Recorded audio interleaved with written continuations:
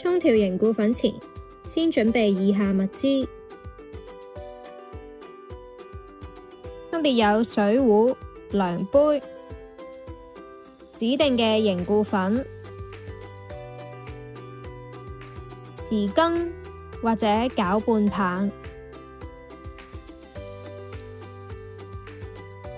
水杯或者任何其他嘅容器、雪條棍、壓舌棒或者平刮棒、ISI 測試針筒。首先示範改性澱粉類凝固粉嘅沖調步驟。先落水，倒入200毫升清水，後加粉，加入指定份量嘅凝固粉，再徹底攪拌，最後檢查成品係咪指定級別嘅稀結度。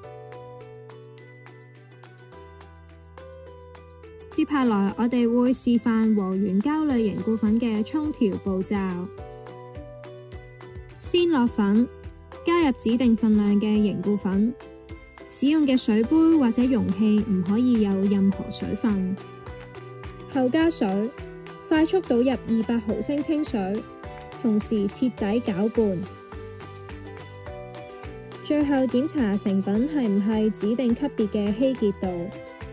另外要注意飲品係唔係清澈，入面有冇顆粒。想知道更多有關凝固粉嘅資訊，可以繼續關注我哋嘅頻道，記得要讚好、留言同埋分享俾你身邊嘅人啊！